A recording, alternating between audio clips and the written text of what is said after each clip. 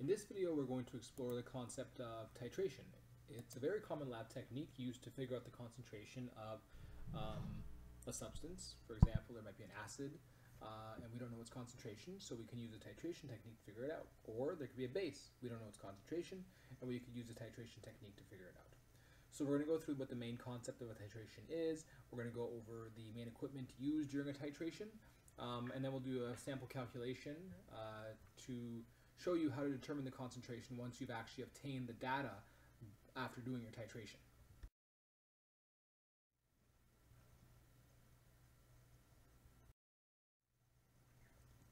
Throughout this PowerPoint, you'll notice several links to videos that will be very useful for you to watch before you do titrations or even after you do titration, so you can improve your technique. A lot of them include sample calculations, so find videos that will help you to improve that technique that you're practicing in class within the following days so that you can do a good job on your final exam, your culminating performance task. So before you do a titration, you should have general background knowledge on neutralization reactions because most titrations rely on that concept, at least the ones that we do in grade 11. For example, if you have an acid and a base reacting together, you know they make salt and water.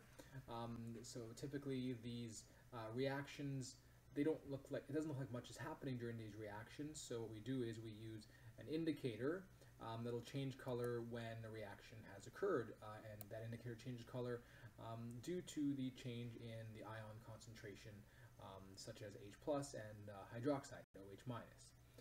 So we use indicators because otherwise we couldn't really tell that a change was happening. But in these reactions, there certainly is a change.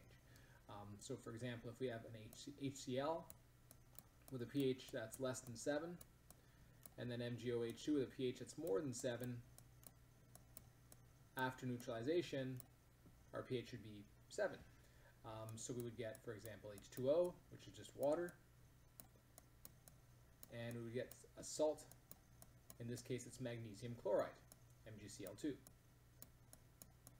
And on this side here, we would have a pH of 7.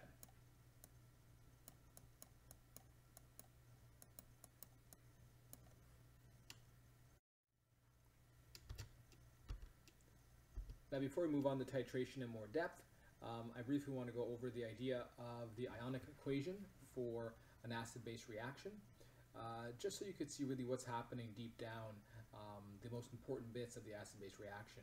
So if we have HCl and NaOH reacting to produce NaCl and H2O, here we have a neutralization reaction. Let's write down our net ionic equation. So we'll start off by writing a total ionic equation. I'm going to leave out AQ for now, just know that they should go there. I'm just doing that because I want to save a bit of time here. Okay, I'll add them in now, actually. There you go, so I don't run out of space. So we have H plus, Cl minus, AQ. It's a strong acid, so it ionizes 100%, which is why I separated it. I'm going to separate my sodium, so I get Na plus AQ. It's a strong base, it dissociates 100%, and OH minus AQ. Always check to make sure your equation is balanced first, and I believe in that case up there it is. We can separate our NaCl since it's soluble, so Na plus AQ.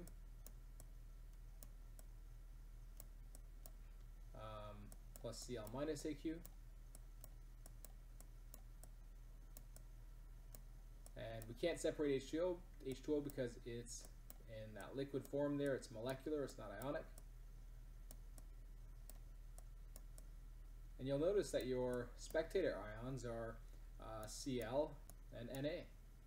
When you cross those out, what's really happening during a neutralization reaction is that the H plus, the hydrogen ions or the hydroniums, are reacting with the hydroxide ions, OH minus. And they'll balance each other out and then produce water. So during that neutralization reaction, the H plus and the OH minus become equal in terms of concentration.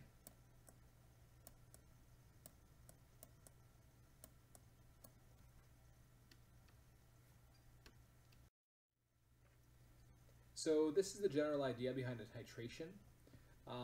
For example, I'll talk about this setup over here. here we have an Erlenmeyer flask. And in that Erlenmeyer flask there's a solution, and we don't know its concentration. So for example, it could be some HCl, and we don't know what its concentration is going to be. So during a titration, the solution with unknown concentration is called the analyte, or the titrand with a D. To figure out its concentration, we can do an acid-base reaction. We can put a base in this fancy tool over here. This tool is called a burette. We put a base, and that base has a known concentration, and we call that the titrant with a T, or the standard solution. And so what we do is we slowly release some of the base into the acid. The acid will have an indicator in it, and so we know the reaction is complete when that indicator changes color. So for example, if I have some phenolphthalein in here, when my phenolphthalein turns into a light pink color,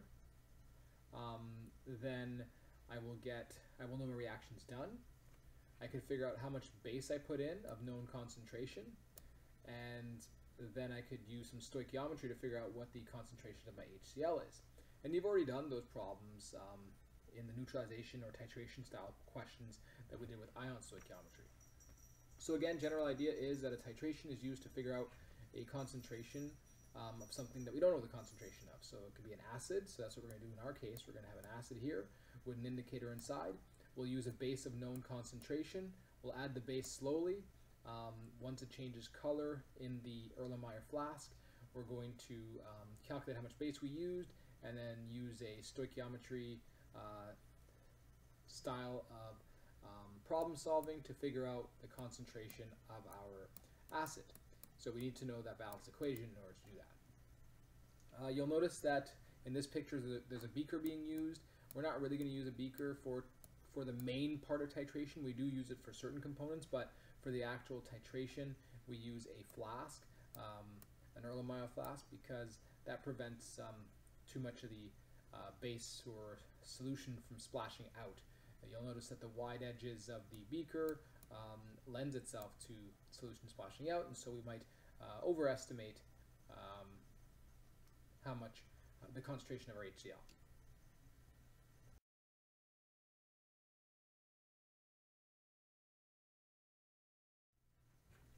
So on this slide here you'll see some important terms that you need to know. The purpose of a titration, for example, so to figure out the concentration of some unknown solution, either an acid or a base, using a solution with a known concentration. In the labs that you'll be doing, you'll be figuring out the concentration of an acid using a known concentration of base. The indicator that we're going to use is phenolphthalein. It is colorless in acidic solutions and turns pink in basic solutions. Actually turns pink around 8.2 and higher. So there's a specific spot we want for that phenolphthalein. Below you'll notice that when we add the base, we'll start seeing some color changes, and we're going to stop when we get to a color change that looks like this over here.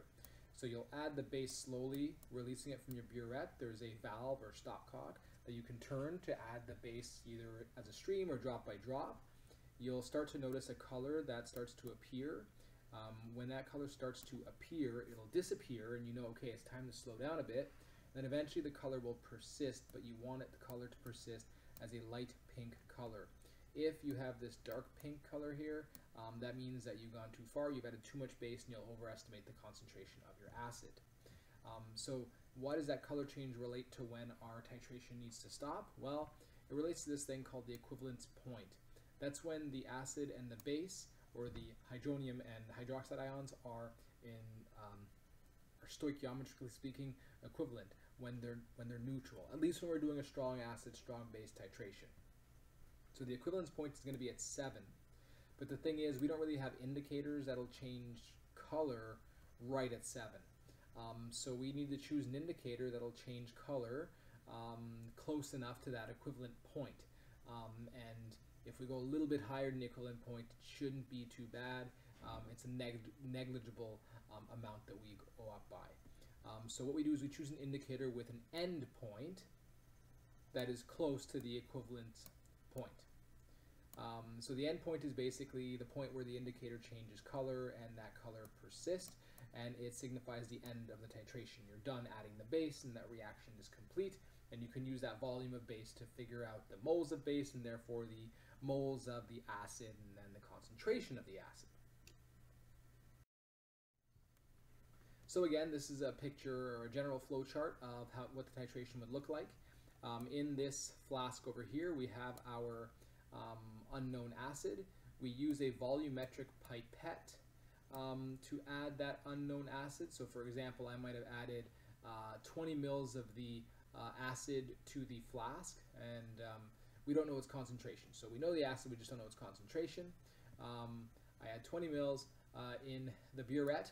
I put some base of known concentration, and then I slowly start to release the base into the acid, as you see over here. I can figure out the volume because there's numbers on your burette, like a graduated cylinder. You basically just remember the initial volume and then figure out where you end up at the end, and that lets you know how much of the base that you put into the acid. You know when to stop when you get that light pink color that persists. This here, you might see it in your textbooks or throughout your reading, is called a titration curve.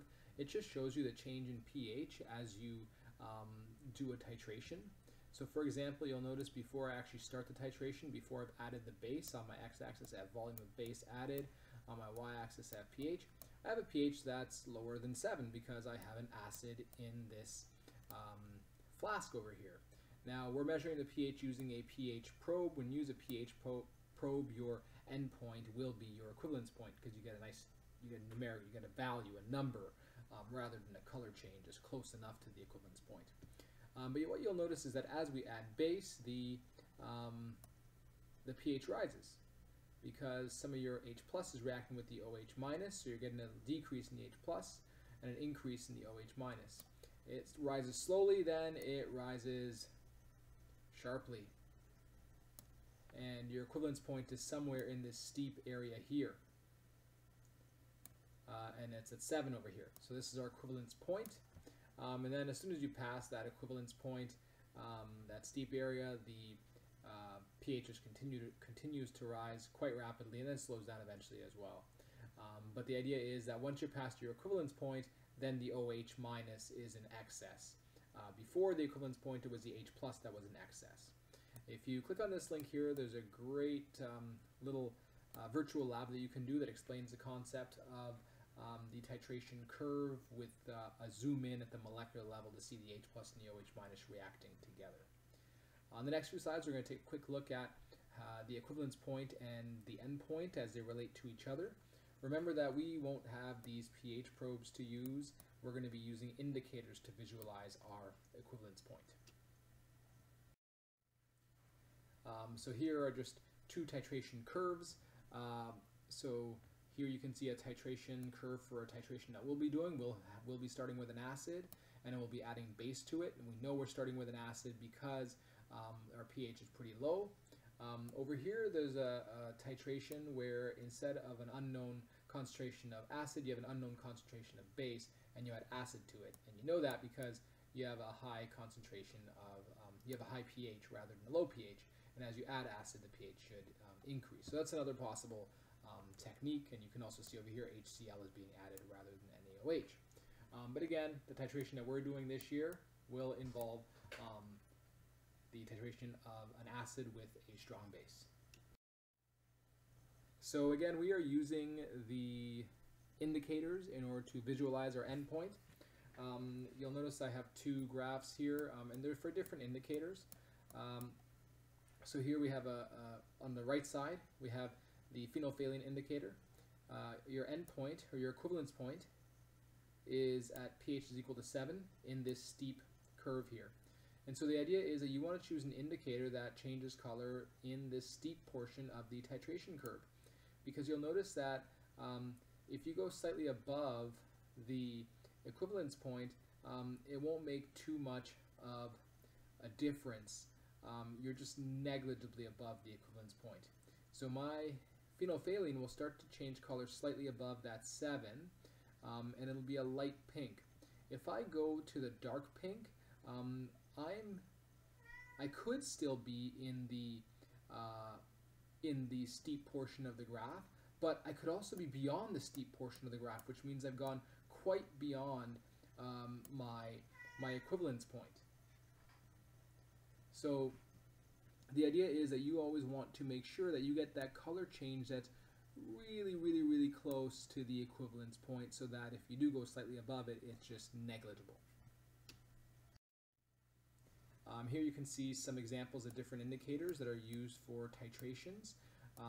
We can see our equivalence point over here, and different indicators that are used in order to show us that we are at our equivalence point, or we are at an end point.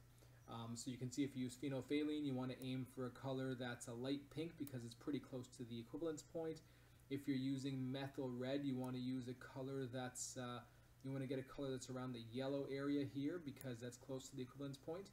And if you use bromothalonil blue, you don't want to get yellow, you don't want to get blue because that's above it and it could go even beyond. You want to get that around that green area over here, which is really close to the equivalence point.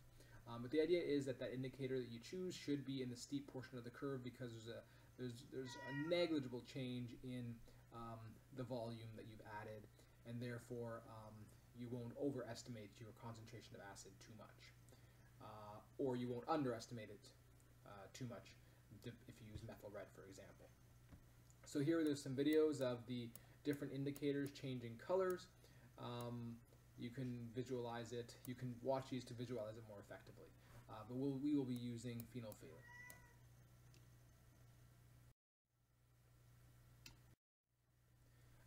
In the following slides, you can see some examples of different indicators that you can use for different titrations.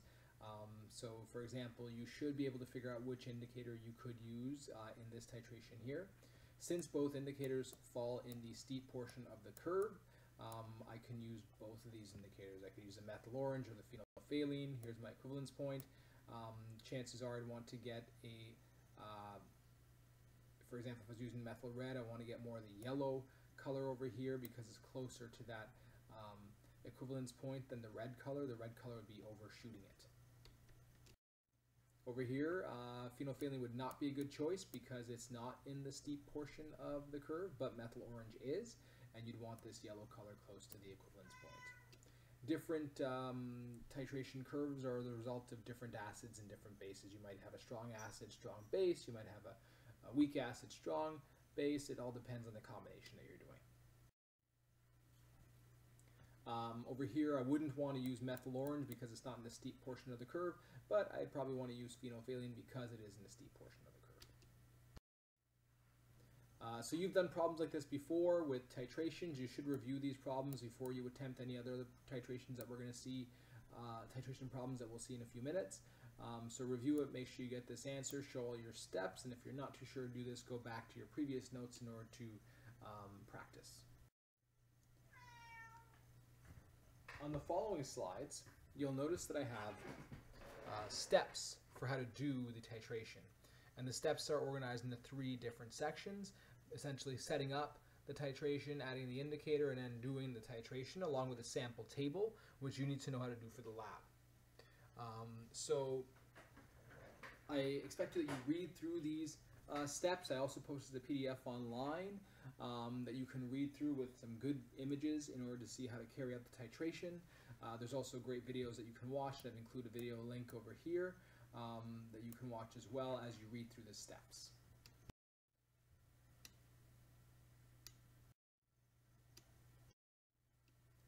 This here's a sample table that you should be able to draw when you're actually doing your titration. You should practice making it. Notice that I'm very general here. I'm just putting analyte and titrant here, but you'd be more specific. So for example, your analyte is the unknown concentration. You'd actually put what it is. So for example, if it's HCl, you'd put HCl. For your titrant, if it's NaOH, you'd put NaOH.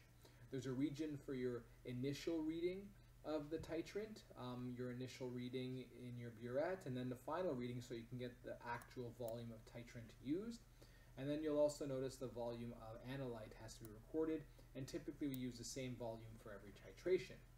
Now what you'll notice, the most important thing here is that we use an average. So we actually do several trials for titration just to make sure that our measurement is more reliable. and then we calculate an average.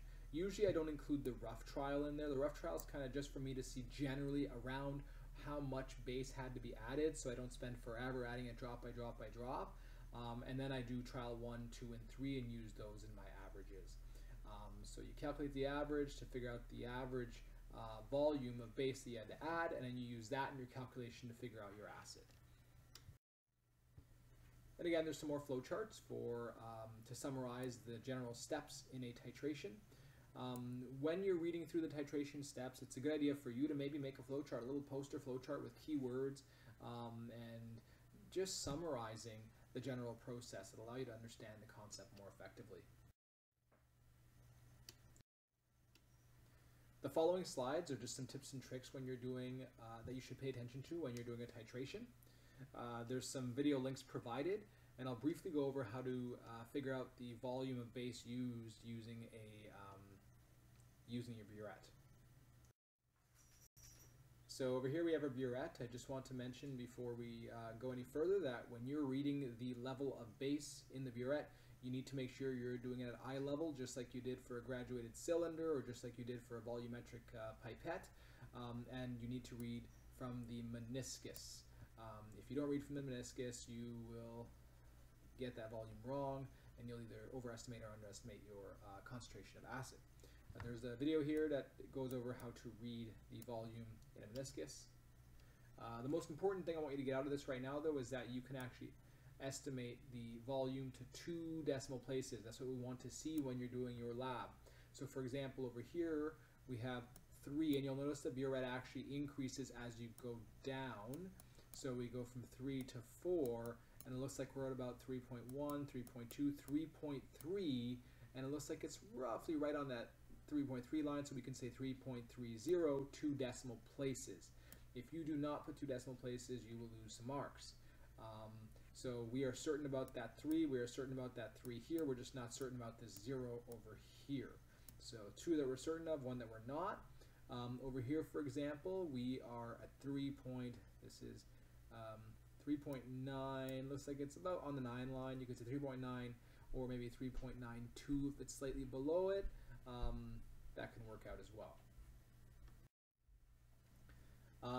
We won't always be doing this, but typically if you want to make it a little bit easier to read the burette, you can put a little card with a dark line at the back of your burette, and that way it'll prevent you from misreading the meniscus. There's so much reflection, and there's so many different readings that you could get depending on where your position is, and that's called parallax. There's a change in position based on your position and based on the observer, and you can avoid that by just putting a little card at the back with a dark line on it, and you can prevent reflections and find that meniscus much easier. So that's one technique you can use, and that's illustrated in this video over here. Again, you want to make sure you're reading eye level, not from above, not from below, but eye level. So you should be able to practice reading burettes. Make sure you read from the meniscus and eye level. Again, some more videos here to assist you and some practice problems to attempt over here.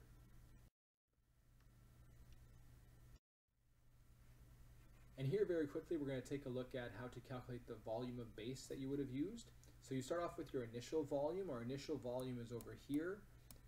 We were at 3.30, and our final volume is over here. We're at 3.90 milliliters. So to find the total volume used, you simply do your final minus your initial, and that gives you how much base or whatever it was you used in that situation there. So we have 0.60 milliliters of base that we used for that titration.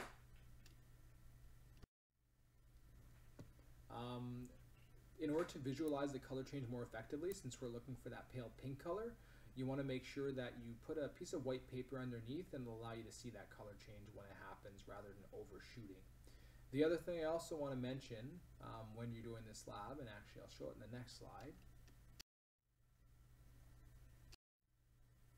is when you're doing a titration, sometimes you might want to stop periodically putting the base in to rinse the burette and the sides of the flask, because sometimes some of the base might have stayed stuck on the side of the flask and didn't actually get a chance to react with the acid within. So what you do is you stop before the color has changed. You rinse the burette a little bit. Sometimes if there's a drop hanging off the burette, you can just touch it to the side of the beaker, to the side of the flask, rinse it into the solution, and that might actually do the trick and get you to the end point. If you don't do that and you get to the end point and then it all falls in, then you go beyond the end point and you've added just too much base now, and that means you've overestimated your concentration of acid. So it's a good technique that you can do during the lab once you get better at doing your titrations. And again, this is before the end point. This is at the end point. A faint pink color. Do not overshoot. Do not do this. If you do that, you are too far beyond, and we don't know if you were within the steep curve anymore. You could be above that steep part of the curve, and now you've added too much. You have excess base, and you overestimate the concentration of your acid.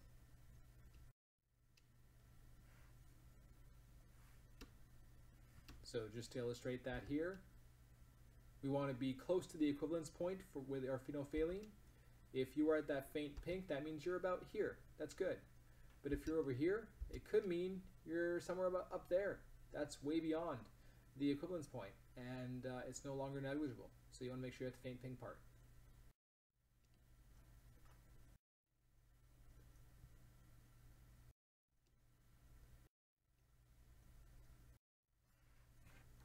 There are many errors that occur during titrations. I've included a link over here that shows you the many errors that students sometimes do, or even lab technicians do during titration, that can lead you to overestimate or underestimate the concentration of your unknown.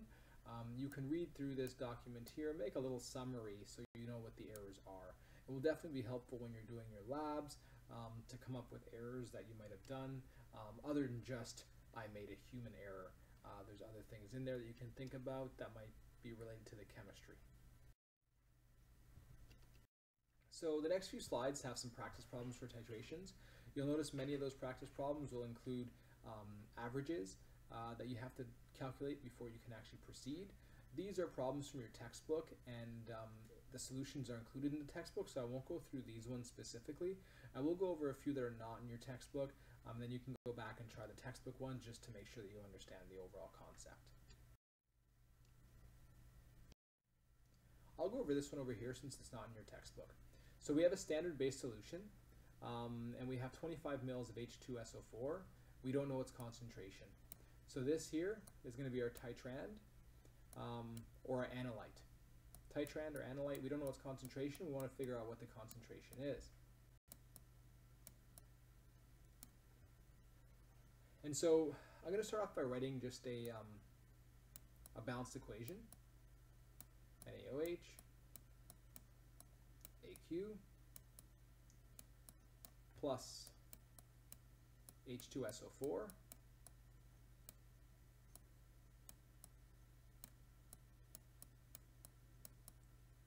AQ, and then we'll produce some water,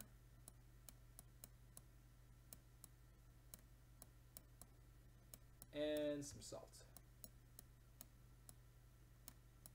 Na2SO4, AQ. And we're just going to put down that we're looking for the concentration.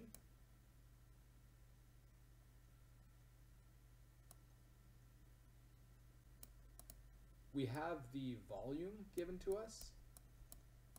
It's 25.0 milliliters. And we're going to convert that into liters. 0.0250 liters.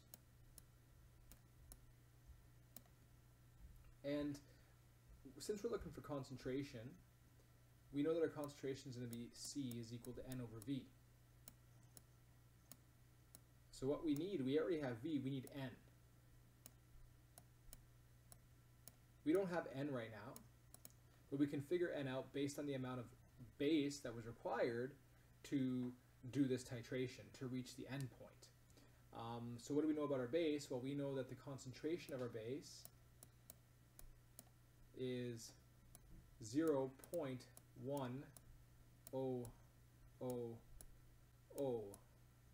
molar, and we know the volume of our base that we used, and so we can see that from our table over here. Now, typically you would have to figure out the volume of NaOH used, but I'm just going to show you what happened. So these are the trials that we did. In trial 1, our initial reading was 0.00 milliliters, and our final reading was 10.62. So to find the volume used, I simply did final minus initial, and that gave me 10.62 milliliters. In my second trial, my initial reading of the base was 10.62 mils. My final reading was 21.44 mils, and I did that final minus initial. I got 10.82. And then lastly, for my third trial, I had 21.44 mils to start off in my burette. That's what I was at in terms of the volume that I read. My final reading was 32.04 as I went down, and I did that subtraction. I got 10.60 milliliters. And so just to show you what that would look like, I'm just going to draw one of the trials out.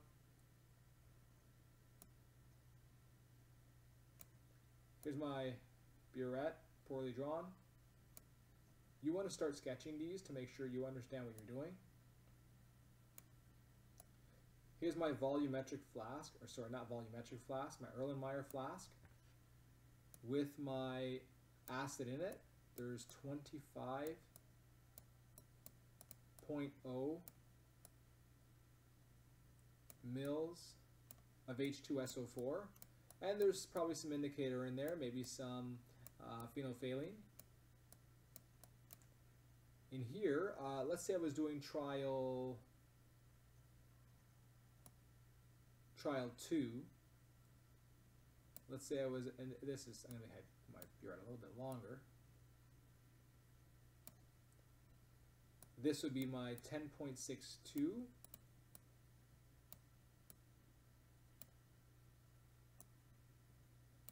And then I keep adding the base until my level gets to this, which would be my 21.44, and that's in milliliters.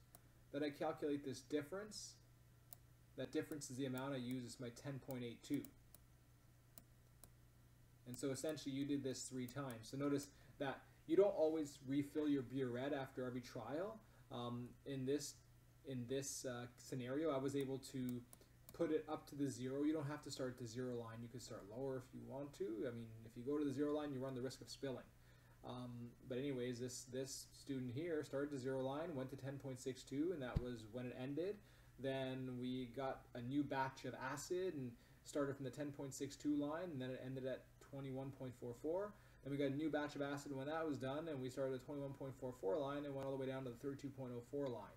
And that ended our titration. And so we knew our titration was over when the color changed and we reached our endpoint. Right now we're wondering, well, which volume of base do we use? Well, we use the average. So you simply add them all up. So 10.62 plus 10.82 plus 10.60, and you divide that by 3. And when you do that, you get an average, and your average is 10.68 milliliters. Or, if you wanted it in liters, you would divide that by 1,000, and you get 0.01068 liters. And that is what our volume is going to be for the NaOH. 0.01068 liters. So we have everything we need now. This is a basic stoichiometry problem now. The only thing we had to do was find the data. The only difference that you're really seeing here is you have to go out and do the work yourself. You're not given all the information. You're not given the information about the amount of base that's used. You need to go figure it out. But then after that, once you have it, it's a basic stoichiometry problem. There is one thing I think I'm forgetting to do, and that would be to balance the equation. So I should put a 2 over here. I need 2 NaOHs. And then I think now it's balanced. No, I should put a 2 over here as well. And now it's balanced. So now that it's balanced, now I can do my stoichiometry problem to find my concentration of acid. So I'm going to do the calculations just down the right corner here. So first I'm going to find my number of moles of base used. So N of base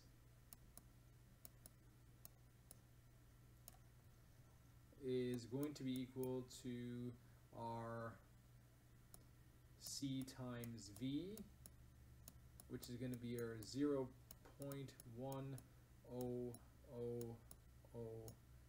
moles per liter times our 0.01068 liters. Cross liters out, cross liters out. And you get 0.00168 moles. Our next step is to do our mole ratio to find how many moles of H2SO4 must have been in there. So we know it's a 2-to-1 ratio, which means we're basically dividing the moles of base by 2. So we're doing 0.00168 moles of NaOH multiplied by 1 mole of H2SO4 for every 2 mole of NaOH, so you're dividing by 2 or multiplying by half, it's the same idea. Cross NaOH out, cross NaOH out, and you get moles of H2SO4, so divide by 2. I get 0.000,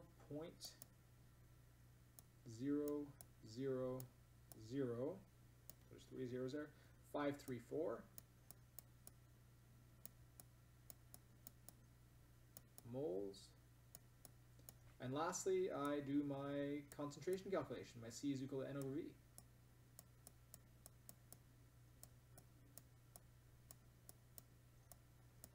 Which is equal to 0.0000534 moles over our volume, which was 0.0250 moles, or 250 liters, sorry.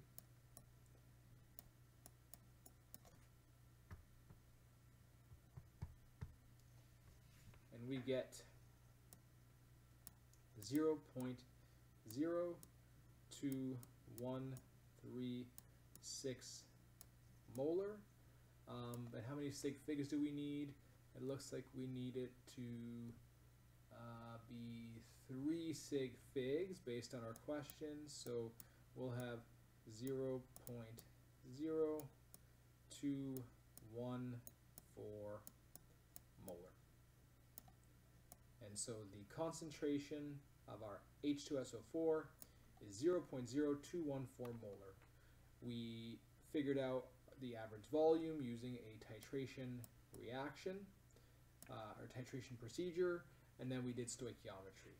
So the key is remembering to balance your equation, remembering to find the average, and then doing all your sample problem, and then doing all your calculations using your proper ratio and your proper formulas. So now that we've done this problem together, when you practice your problems, you should have these similar steps or these same steps with your units, and you should be able to show a sketch of the titration reaction that you did, fully labeled. So better than mine. You could label the components. You can label this is our Erlenmeyer flask. You could label that this is your burette. You could also add that there's some indicator in here, so I'm going to put plus indicator. You don't want to put too much indicator because sometimes an indicator is acidic and it might lead us to estimate the concentration of our acid because it would require more base to neutralize it if you're adding more acid to begin with. So you usually want to do 2 or 3 drops of indicator, which should be sufficient to do the titration.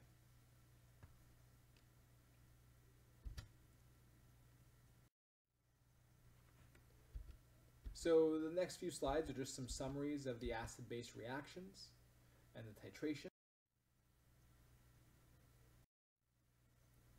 You now have the ability to do all the questions that you have on your worksheet for titrations. And again, you should watch videos, practice, do as much as you can in order to familiarize yourself with the technique and the overall calculations. Here are some more videos that you can watch to become an expert.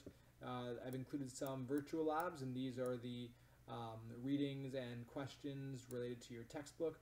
Online, there's also a PDF that was posted that goes over the titration process with some great images and great visuals that you can use to help make flowcharts.